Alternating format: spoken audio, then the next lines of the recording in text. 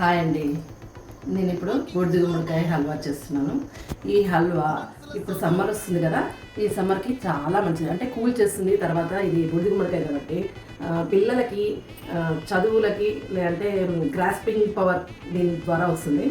So నేను ఈ sweet చేస్తున్నాను. ఇది నార్త్ అంటే నాకు ఇది ఇండోర్ దిక్కు అట్లా అక్కడ చేస్తారు ఈ స్వీట్. మనకు ఇక్కడ చేసేది నాకు ఐడియా లేదు, బట్ ఈ స్వీట్ చాలా చాలా టేస్టీగా ఉంటుంది. ఓకే, నేను స్టార్ట్ చేస్తున్నాను. దీన్ని ఇప్పుడు చక్కగా కడిగేసుకున్నాను. ఇప్పుడు ఇది కడిగేసుకున్న తర్వాత దీన్ని కట్ చేసుకొని తురుముకోవాలి. మనం తురుముకొని వాటర్ వచ్చేసి దాన్ని గట్టిగా పిండేసి పక్కన పెట్టుకోవాలి. ఇంతవరకు ప్రాసెస్.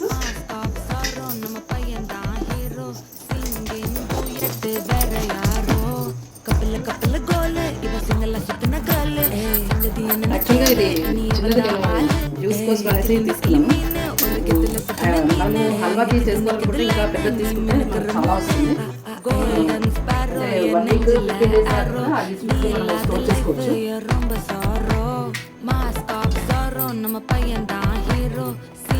ఇలా తీసుకున్న తర్వాత మనం దీన్ని పీల్ చేసుకోవాలి.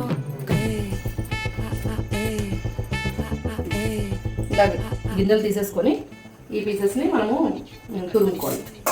చూడండి, ఇలా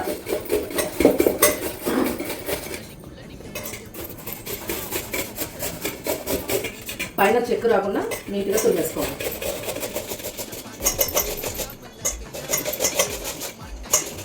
ఇలా చెక్కు తీసేసుకొని పక్కన తీసుకోవాలి. చూడండి, ఇలా వస్తుంది తురుము. ఇలా తురుము అంతా మొత్తం అన్ని పీసెస్ని చేసేసుకోవాలి. ఇంకా పక్క పెట్టేసా.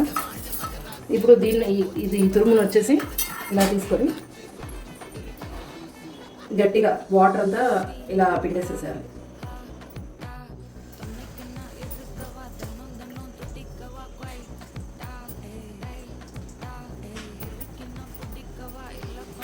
ఈ వాటర్ వేస్ట్ చేయకుండా ఈ వాటర్ని మనము నల్ల ఉప్పు తర్వాత సాల్ట్ కొంచెం కలిపి తాగితే చాలా మంచిది.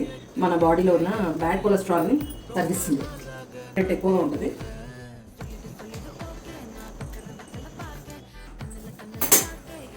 ఈ తురుమును వచ్చేసి మనం నెయ్యిలో వేయించుకోవాలి. అయితే ఈ నెయ్యిలో ఫస్ట్ నేను ఏం చేస్తున్నంటే దీనికి గార్నిష్ జీడిపప్పు వాడతాము. సో జీడిపప్పును ఫ్రై చేసి కప్లో తీసుకున్నాక ఈ తురుమును ఫ్రై చేస్తాం.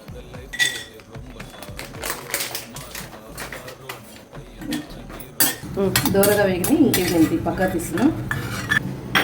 ఇప్పుడు ఈ నెయ్యిలో ఈ తురుమంతా వేసుకొని గోల్డెన్ ఎరిపోయిన తర్వాత ఇంకా కప్లోకి తీసేసుకోవాలి.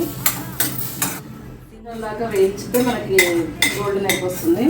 ఇప్పుడు ఇది వేయించిన తర్వాత ఎంత ఉందో అంత క్వాంటిటీ షుగర్ తీసుకోవాలి.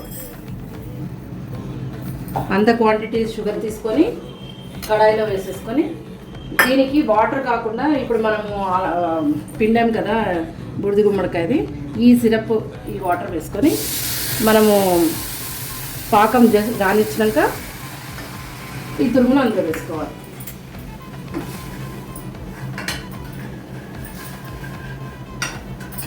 ఇంతలోపు మనము 2 ఇలాచీ తీసుకొని ఫ్లేవర్కి ఇలా వచ్చిన తర్వాత ఈ తురుమును తీసుకొని దీంట్లో కలపాలి. ఇట్లా బబుల్స్ వచ్చినాయి కదా, ఇప్పుడు వేసేసుకుంటే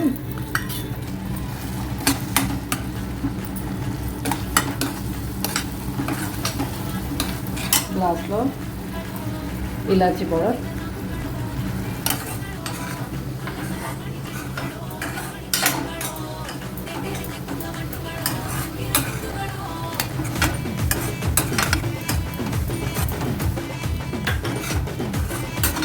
వచ్చేసి చూడండి.